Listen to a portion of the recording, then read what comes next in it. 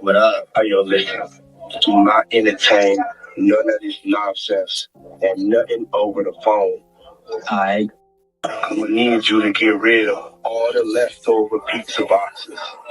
The what? All the boxes left over from the pizza. All the boxes. Make sure you recycle the plastic like we talked about. Yeah. Can you reach out yet? Nah, Bob. He ghosting. I just motherfucker doing. These things tweet now because I'm in here. It's all good. You about to get out on bail. Everybody out there quiet as a motherfucker. Yeah. Yeah, exactly. We gonna let them have their little fun, but I'm still gonna have the last laugh. About all these lawsuits though, Pop. Ain't none of them getting shit. I ain't worth nothing. Ain't got shit in my name anyway. Don't even worry about it. But the money hungry. You heard him? That's a threat. You know, he's talking about something he got on audio, on the video, right? Yeah. Let him laugh now. We're gonna laugh the loudest later. You've been to some crazy parties, I'm sure. What's the strangest interaction you've had at a party that was like, what's happening right now? I remember I was lit and I just started dancing with Paris Hilton. I was like, this is kind of crazy. That is kind of nuts. What song was playing?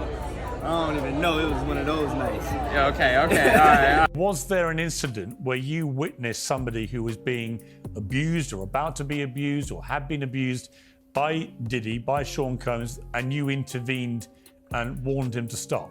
Definitely. And what can you tell me about that? Yeah, definitely. I've had several calls about this guy, you know. I've had several calls about his son, reaching under ladies' dresses, fondling them without asking for permission, you know. Where did he learn this behavior from? Where would he learn that from? The legendary Dapper Dan said he knew Combs' parents, and he said what's going on with Combs didn't start with him, it started with his family. She alleges Diddy's son, King, became obsessed with her while she worked as a stewardess. She claims the yacht job had been advertised as family-friendly. She goes on to claim that while working, King pressured her to take a shot, which she suspected was spiked. She then alleges that King cornered her and tried to force her to give him but she fought him off. Mother, right there. That's the mother. Janice Combs.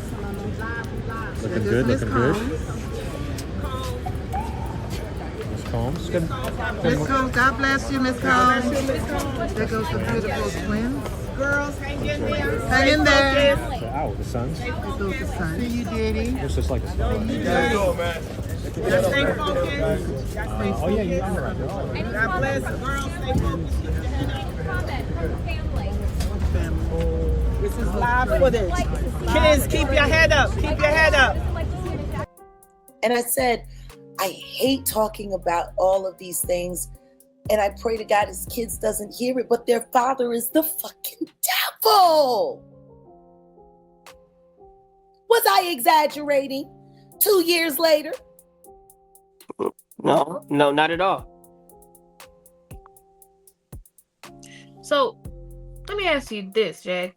Why do you think Diddy's kids spoke out publicly? What choice do they have? Even I think one of the sons did a rap and he's like, what choice do they have? When you're dealing with the kind of narcissistic control freak that Diddy is, and you raise children under that, the financial abuse for all of them is probably the worst. Because there's no way they can make money without him. He has them locked in. And if he falls, who's going to hire them? Who's going to fund them? Who's going to look out for them? No one. Right. No one. They're not fighting for their father. They're fighting for their survival. The courtroom was already tense. The witnesses were ready. The prosecution had warned that new footage would be shown. But no one was prepared for what happened next. Because when the screen flickered on and the lights dimmed, what appeared wasn't just more party footage. It was King Combs, Diddy's own son, on screen at the center of a private freak-off event. Shirtless, laughing, participating. The gallery gasped. Jurors covered their mouths. Diddy? he froze. 4 months, the prosecution had been hinting at the existence of familial involvements, suggesting that Diddy's inner circle wasn't just aware of what happened at these secret parties, but actively involved. Now the court had proof. The video, obtained through a confidential federal warrant, is believed to have come from an encrypted archive of internal recordings stored on devices seized during Homeland Security raids. The footage had never been played publicly until now. And when it did, everything changed. King Combs, real name Christian Combs, was clearly visible in the center of the frame, not just present, participating.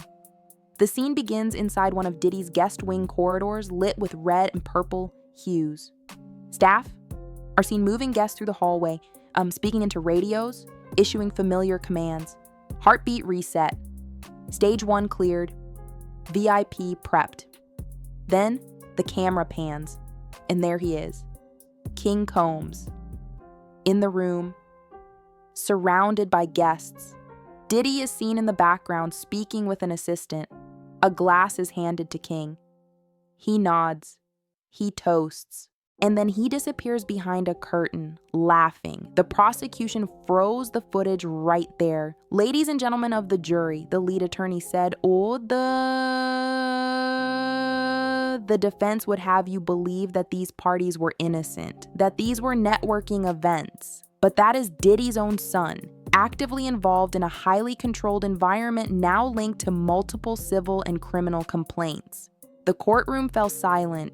Diddy's attorneys objected, demanding the footage be ruled inadmissible, but the judge shut it down. A whistleblower had testified earlier that Prep Level 2 meant that phones had been confiscated and security cameras were disabled for the next 2 hours. Now, that code was confirmed on tape, with King Combs directly in the middle of it. When the footage ended, the courtroom was stunned. No one moved. Even the defense looked shaken, because this wasn't just about Diddy anymore. It was about legacy. It was about grooming. It was about building an entire empire of exploitation and passing it on. The prosecution went further. They introduced chat logs between King Combs and Diddy's security team. Messages like VIP count tonight got the first group coming in. Make sure they know the rules. They revealed that King had access to guest briefings. Files created by Diddy's team listing which invitees needed extra privacy, which ones were first-timers, and which had previously raised concerns. Then came the bombshell. Prosecutors played a voice note believed to be from Diddy to King. "Tonight's your night to lead. Keep it smooth. Make your father proud." That single line hit like a grenade. Reporters raced to tweet it. Cameras outside the courtroom started rolling live updates, and social media exploded. King Combs exposed trended instantly, like father, like son started appearing in headlines, and fans, once loyal, began turning. Because there's a difference between being silent and being involved. And King Combs, he was involved. He wasn't a kid. He wasn't in the background. He was part of it. And the evidence kept coming. The prosecution laid out a full timeline, matching party footage, text messages, staff schedules, and even rideshare logs. It placed King Combs at over 11 freak-off events over the last 5 years, always during VIP rotations, always with staff confirmation codes, always with direct communication with his father. They showed receipts of outfits purchased for guests, notes marked with Christian's group, photographs of room layouts, including King's initials on one of the guest sheets. And then they played the final clip, a short 45-second snippet. It showed King standing outside one of the curtained rooms. A guest walks out, crying. A staff member escorts her away. King looks around, leans against the wall, and speaks into a headset. "We need another round." Same setup. The jury watched in silence. There was no spin, no music, no edits, just the truth.